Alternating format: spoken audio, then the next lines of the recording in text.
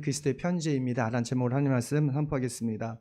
오늘날에는 이게 편지 카드를 좀처럼 쓰지 않잖아요. 제가 어릴 적만 해도 이게 편지 카드를 썼던 기억이 납니다.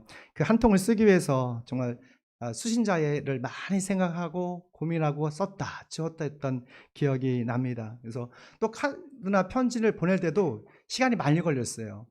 빠르게는 하루 이틀이었지만 늦게는 한 일주일, 또 눈이 많이 왔을 때는 일주일 이상 걸렸던 것을 보게 돼요. 그 당시에는 이게 편지를 받을 때 또 기다릴 때 그 기다림의 맛도 있고 좀 낭만적이었습니다. 요즘이야 뭐 카톡이나 이런 것들 통해서 그냥 일주도 안 돼서 그냥 주고받고 하죠. 하지만 예전에 그 받았던 편지에 담긴 그 상대의 마음, 그런 정성을 생각한다면 오늘날의 그 메신저와는 비교할 수 없는 그런 감동이 있고 의미가 있습니다. 제가 아빠로서, 부모로서 우리 대영이가, 우리 아이가 편지를 쓴 게 있어요. 여기 편지. 너무 귀엽죠. 이게 줬는데 초등학교 한 3학년 때 쓴 겁니다. 여전히 제가 갖고 있어요. 근데 카톡보다도 이게 훨씬 더 감동적이에요. 제가 읽어드려도 될까요? 네, 읽어드릴까요? 엄마, 아빠에게 절 낳아주셔서 참 감사하고 아플 때 병원 데려다 주셔서 감사합니다. 맛있는 거 묵게 해주셔서 감사하고 사달라는 거 다 사주셔서 매우 감사합니다. 말을 안 듣는 거 매우 죄송합니다. 땡큐 so much 면서 슈퍼 젠틀, 스마트한을 겸비한 대영이가 라고 쓰더라고요. 와, 초등학교 3학년 변함없이 죄송하게 살고 있습니다. 요즘은 이런 것도 안 쓰는데 예전에 썼던 게 아직도 추억이 남더라고요. 이게 편지 글이 이렇게 그 마음을, 감동을 주고 기쁨을 주는 것 같아요. 우리 어르신들도 많은 5만 원 상품권보다도 이런 편지를 써주는 게 더 기쁘지 않으실까라는 생각을 합니다. 그렇죠, 권사님? 네, 내년에는 용돈보다는 편지 써드리겠습니다. 네. 성경을 보면 우리가 구약을 39권, 신약이 27권에 나눠져 있는데 신약 절반이 13권을 사도 바울이 썼던 편지 글이죠. 그러니까 사도 바울이 성경의 감동을 얻어서 13권의 서신서를, 편지를 썼습니다. 그것이 성경이 됐어요. 그 서신서를 잘 보면 개인적으로 쓴 글이 있습니다. 그러니까 디모데 전후서, 디도서, 빌레몬서, 또 교회를 위해서 쓴 글이죠. 갈라디아서, 고린도 전후서, 로마서, 이 교회를 위해서 썼죠. 그 외에도 일반 서신이 있습니다. 그 다음 장 보여줄래요, 사진을? 그 하나님의 열심에 대해서 정말 강했던 그 사도 바울은 부활하신 예수를 만나고 그의 인생이 완전히 변했습니다. 저에는 예수님이 너무 싫었어요. 예수님을 박해하고 미워했던데 예수님을 만난 후로 그는 예수님이 세상에서 가장 사랑하고 존경하는, 그리고 자신의 전부를 들여서 헌신하는 사도가 되었습니다. 이 사도가 썼던 갈라디아서부터 빌립보서가 있고요. 그 디모데 전서, 그리고 디도서까지, 그 나머지는 일반 서신을 사진에서 볼 수가 있습니다. 그 사도 바울의 그 선교했던 그 발자취를 따라가다 보면 정말로 이렇게 보통 사람으로 갈 수 없는 길을 갔던 것을 보게 돼요. 그는 복음을 전하기 위해서 거친 광야를 수백 킬로 되는 것을 걸어갔고 험난한 산과 바다를 건너야 하면서 복음의 씨앗을 뿌렸습니다. 그 복음의 씨앗이 싹이 나고 그리고 잎이 나고 나무가 돼서 우리 동방의 이 작은 이 우리나라까지 그리스도의 계절이 온 것을 보게 돼요. 그런 그리스도의 계절이 와서 우리나라가 어떤 교육, 그리고 문화, 의료, 군사력이 세계에서 선진국에 있던 것을 보게 됩니다. 전 이것이 바로 그리스도의 복음의 열매라고 저는 믿습니다. 사도 바울이 13권의 많은 분량을 편지 썼지만 앉아서 작가로서 쓴 것이 아니에요. 사도 바울은 선교를 하면서 정말 바빴거든요. 그 중에 짬짬이 이 편지를 썼습니다. 편지를 쓴 이유가 있어요. 몇 가지가 있는데 그것은 자기가 개척했던 교회들의 문제가 많았습니다. 여러 가지 문제를 해결하고 다른 복음이 아니라 바른 복음, 예수의 복음을 잘 가르치고 믿음 흔들리는 사람들에게 믿음을 굳세게 하기 위해서 편지를 썼던 것이죠. 그래서 서신서를 쭉 읽어보면 지금 우리가 고린도 후서를 읽고 있지 않습니까? 읽어보면 바울의 졸이는 마음, 눈물의 그런 마음을 볼 수가 있습니다. 근데 놀랍게도 감사하게도 이 사도 바울이 썼던 이 눈물의 편지는 성령의 감동을 썼기 때문에 지금 우리는 이것을 하나님의 말씀, 성경 말씀으로 읽고 있어요. 아마도 하늘나라에서 사도 바울이 이것을 보면서 너무도 놀랄 수도 있어요. 아니, 나의 편지의 글이 성경 말씀이 됐다고? 너무도 기뻐할 수 하고 감동한다는 것을 볼 수가 있죠. 우리 일상에서도 성령의 감동을 하는 이 모든 말들 또는 우리 글들, 행동들이 그리스도의 편지가 될 걸 믿습니다. 우리 마음에 쓰여진 그리스도의 편지는 사도행전 29장에 채워지는 성경책이 될 걸 믿습니다. 그러면 사도 바울이 고린도교회를 향하여 마음을 졸이며 눈물을 썼던 이 그리스도의 편지가 우리에게 주는 영적 의미가 무엇일까? 함께 보겠습니다. 함께 있습니다. 당신은 성령의 펜으로 쓰여진 그리스도의 편지입니다. 아멘. 그러니까 여러분은 성령의 펜으로 쓰여진 그리스도의 편지입니다. 사도 바울과 이 고린도 교회는 사실 애증 관계예요. 정말로 이게 갈등이 많았거든요.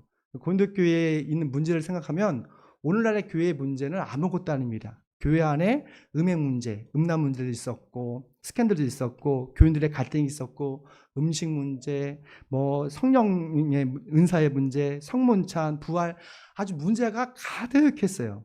그럼에도 사도 바울은 고린도 교인들에게 여러분은 그리스도의 편지라고 선포하는 것을 보게 돼요. 우리 3절 말씀입니다. 함께 있습니다.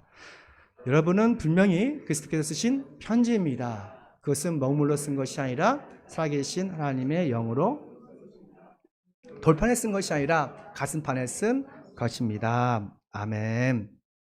여기서 돌판에 쓰여진 율법과 우리 마음에 쓰여진 성령으로 쓰여진 편지를 우리가 분별할 수가 있어요. 돌판에 쓰여진 십계명은 하나님께서 손 써주시고 모세가 그 율법을 받았죠. 그래서 우리는 그것을 율법 또는 문자라고 합니다. 하나님이 돌판에 쓰여진 율법은 의롭죠. 선하죠. 그리고 선과 악을 구별할 수 있죠. 하나님의 뜻을 구별할 수 있고 죄를 지적해줘요. 무엇이 죄인지 내 삶 속에 있는 아주 작은 미세먼지 같은 죄들을 지적해주고 깨닫게 하는 것입니다. 근데 율법 그 자체가 말씀 그 자체가 우리를 의롭게 하고 구원하는 것은 아니에요. 그 율법을 우리가 지킬 때에 우리는 의롭게 되고 구원을 받을 수가 있는 것이죠. 그래서 우리가 율법을 말씀을 많이 한다고 의롭게 되는 것이 아니라 그 말씀을 실천할 때 이렇게 된다고 성경은 말하고 있습니다. 로마서 2장 말씀이죠. 하나님 앞에서는 율법은 듣는 사람이 이루는 사람이 아닙니다. 오직 율법을 실천하는 사람이야 이렇게 될 것이기 때문입니다. 아멘. 이스라엘 백성들은 자부심이 있었어요. 자신들이 하나님의 선택을 받았다. 다른 민족보다 자신의 민족만 선택받았다. 사실 그렇죠. 근데 그 율법을 받은 것만으로 자랑하는 것이 아니라 사실 하나님께서는 그 율법을 받을 뿐만 아니라 그 율법을 말씀을 지킴을 통해서 순종하기를 통해서 하나님의 자녀가 되길 원하셨던 거예요. 주의 율법을 우리가 부분적으로 지키는 사람도 있죠. 그렇죠? 그러나 완전히 지키는 사람은 그렇게 많지가 않더라고요.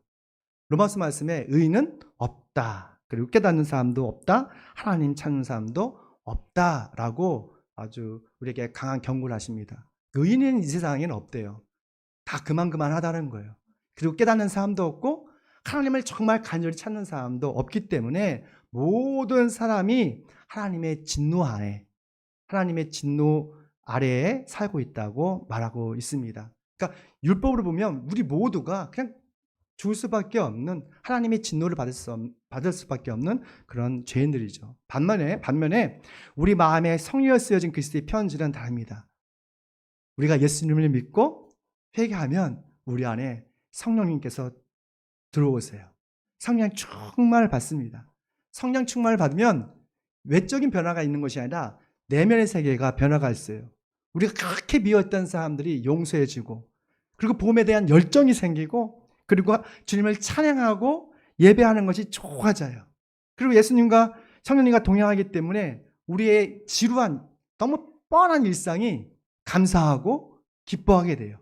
우리가 성령님과 동행하면 이런 일들이 일어나요. 이것이 성령 충만의 증거예요. 사실 구약 성경에는 누구나 성령 충만을 받지 못했어요. 아주 특별한 사람들, 하나님께서 세우신 그 사람들만이 성령 충만을 받았습니다. 모세와 여호수아 같은. 그래서 여호수아는 70장로들이 성령을 받을 때 그 옆에 진 밖에 있던 엘덱과 메닷이라는 사람이 있었거든요. 그 사람까지도 성령이 임하는 거예요. 그것을 보고 여호수아가 시기하고 질투했습니다. 그만큼 성령 충만은 흔한 일이 아니었어요. 그런데 신약 성경에 와서 예수님께서 우리의 모든 죄를 대속하게 죽으시고 또 우리를 의롭고 영원롭게 하기 위해서 부활하신 후에 누구든지 예수님을 믿으면, 누구든지 주님 앞에서 회개를 하면 성령 충만을 받게 되었습니다. 유대인은 이방인이든 아무 상관이 없었어요. 성령을 부어주셨어요. 성령을 받으면 내적인 변화가 있어요. 마음의 변화가 있어요. 사람이 참 변하는 거 쉽지가 않습니다. 저도 보니까 변한 듯 하면서 그렇게 잘 변하지 않는 것 같아요. 어떤 사람은 그러더라고요. 사람은 고쳐서 쓰는 게 아니에요. 그만큼 사람이 변하지 않는다는 것이죠.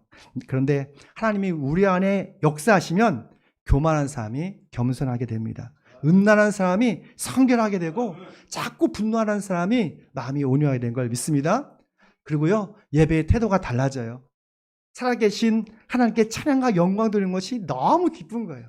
예전에는 찬양할 때 손도 못 올렸어요. 그런데 성령님께서 우리 안에 들어오시면 자연스럽게 손이 올라가고 눈물이 나고 또 손이 모아지고 주님을 경외할 수밖에 없죠. 또 선교사역과 구제사역이 예전에는 아주 억지로 했는데 성령을 받으면 너무 좋은 거예요. 봉사하고 헌신하고 주님께 희생하는 것이 너무너무 행복한 거예요. 이것이 바로 성령 충만 받은 증거입니다.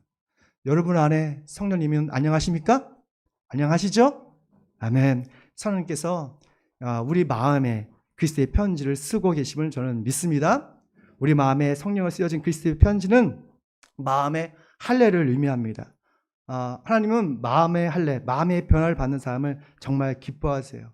우리 안에서 하나님의 형상이 회복되는 것이죠. 로마서 2장 29절 말씀 보니까 함께 있습니다.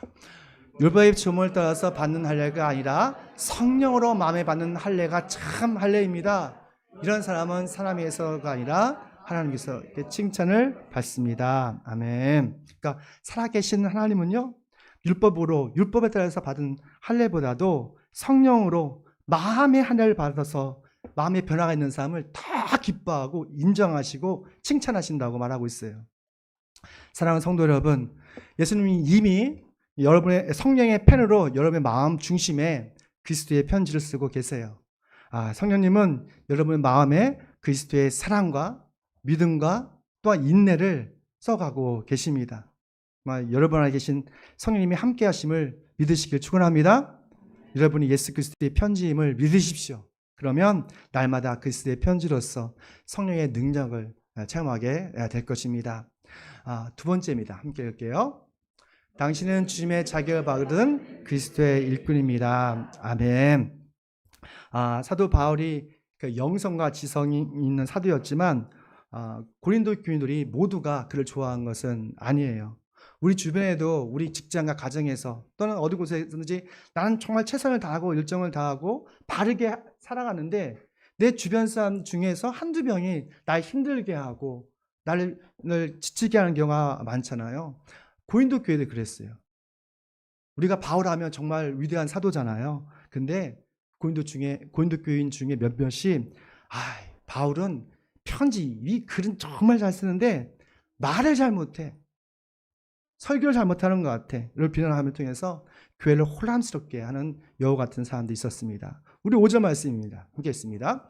우리가 이런 일을 할 수 있는 자격이 우리가 있다고 생각하지 않습니다.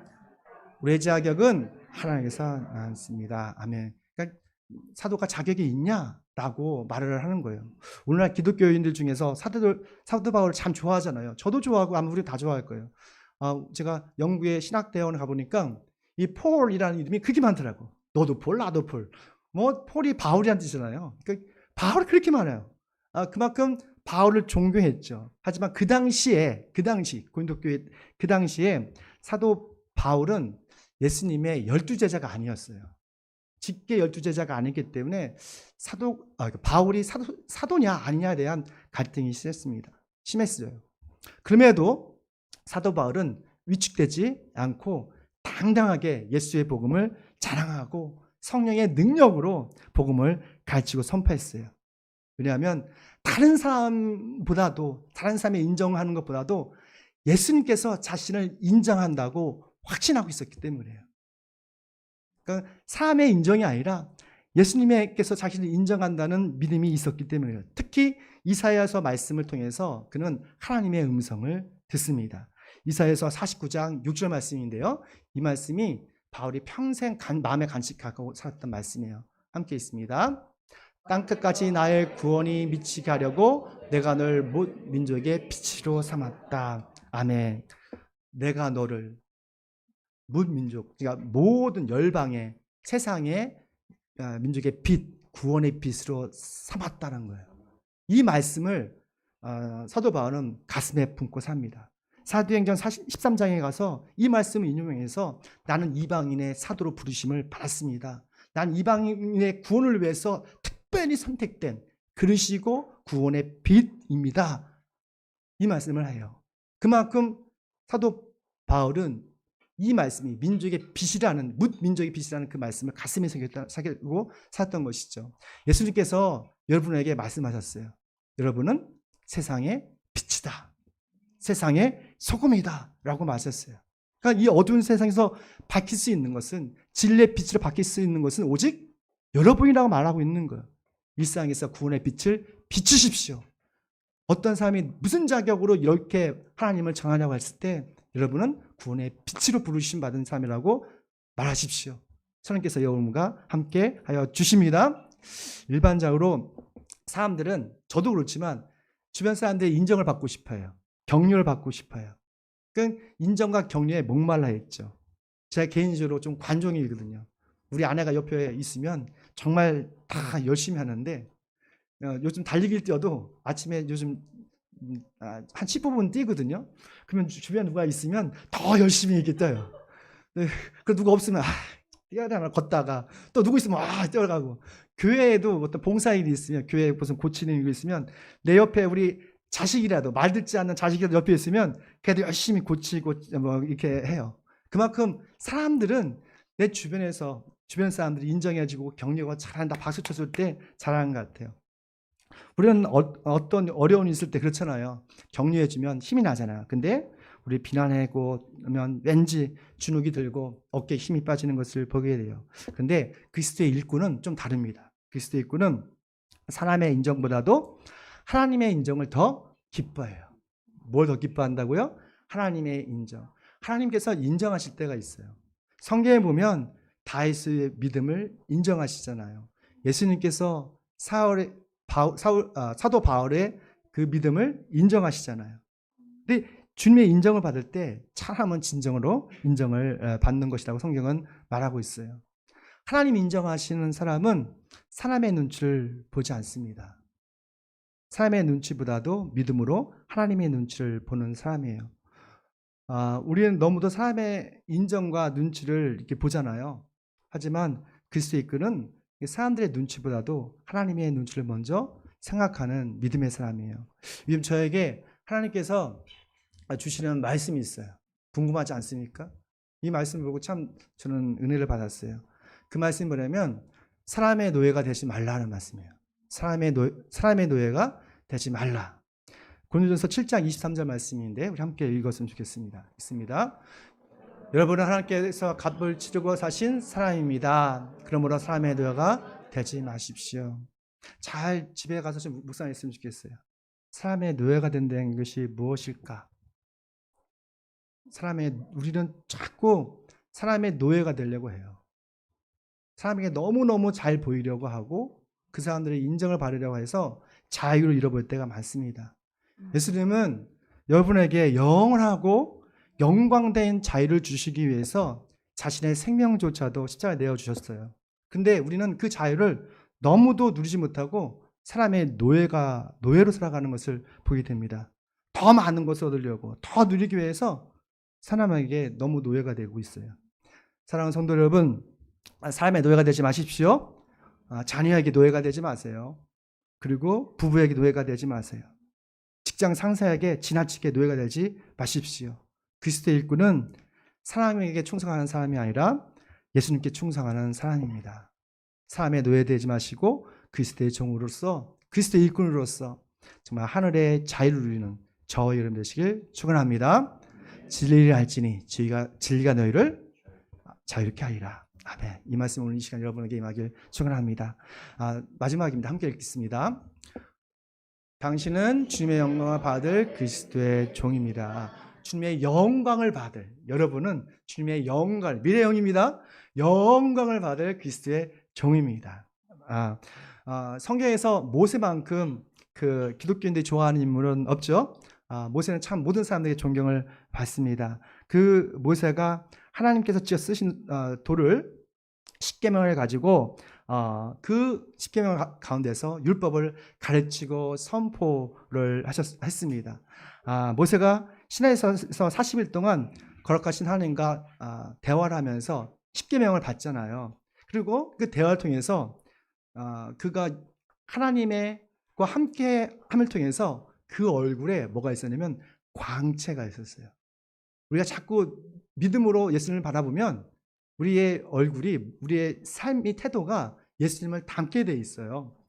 출애굽기 3장 34장 29절 말씀입니다. 함께 읽습니다. 모세가 두들판을 내었을 때 그의 얼굴에는 아멘. 그의 얼굴에서 뭐가 났댔어요?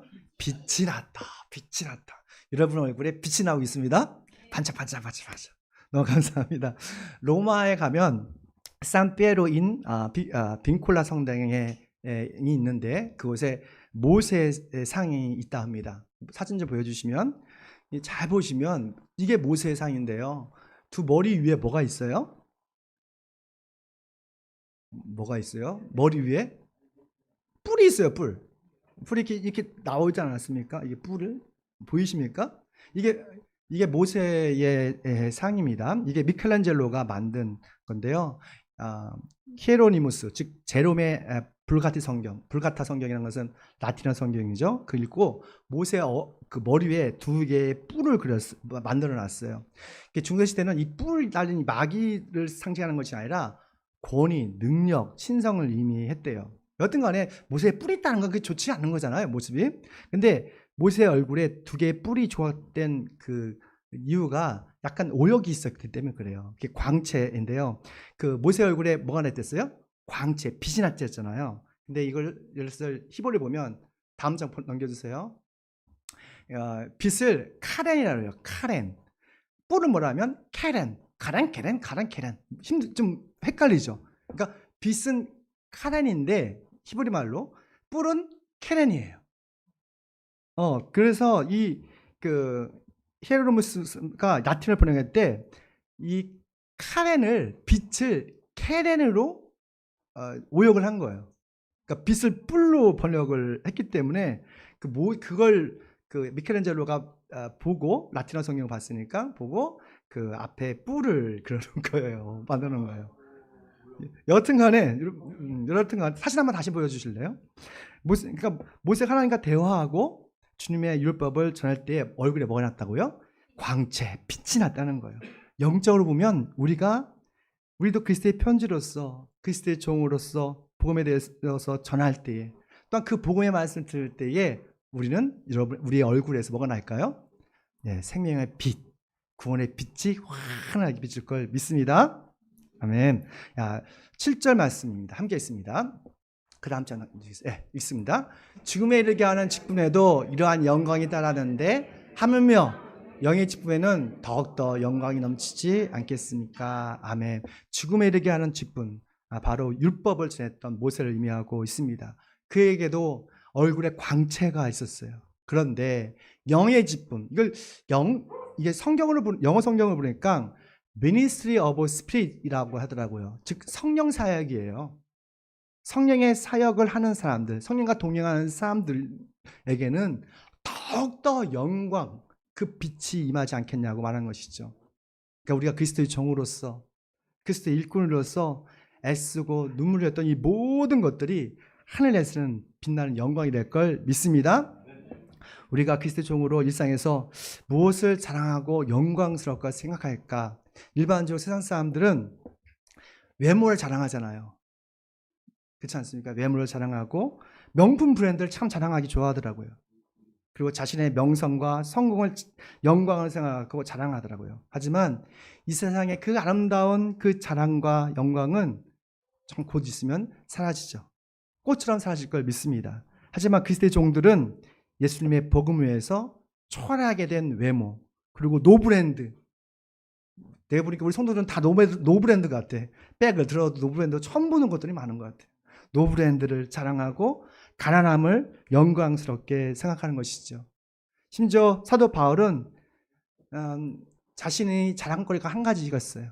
복음 때문에 자기가 음식물 쓰레기처럼 취급당하는 것을 자랑했습니다. 왜냐하면 예수님의 복음 때문에 겪는 오늘의 고난은 장차 우리가 받을 영광과 비교할 수 없기 때문에 그래요. 그래서 우리 주변에 있는 많은 선교사님들, 그 지역에 가서 병들고 아프고 점점 몸이 망가지고 무너지는 것, 그것이 어떻게 보면 하나님께 영광스러운 일이시죠. 지금 우리의 모습들이 초라해 보이고 병들어가고 아프고 또 연약해 보이지만 이 모든 것들이 주님과 동행하는 것이라면 하늘의 별처럼 빛나는 그런 빛이 될 걸 믿습니다. 그래서 사도 바울은 로마서에서 이렇게 말하고 있습니다. 로마서 8장 18절 말씀 우리 함께 있습니다. 현재 우리가 겪는 고난은 장차 우리에게 나타날 영광에 견주면 아무것도 아니라고 나는 생각합니다. 아멘. 사랑하는 성도 여러분, 성령님은 여러분 마음에 그리스도의 편지를 쓰고 계십니다. 우리가 믿음으로 마음의 문을 여시고 성령님을 받아들이십시오. 그러면 성령님께서 여러분을 하늘의 영광을 받는 그리스도의 편지와 그리스도의 종으로 날마다 조금씩 다듬어 가실 것입니다. 함께 기도하겠습니다. 기도하기 전에 우리 찬양 한번 아버지의 마음이라는 찬양인데 우리 하나님 아버지의 마음을 생각하시면서 또 우리 사랑하는 우리 끝까지 믿음을 봄이 되셨던 부모님 생각하시면서 이 찬양을 부르고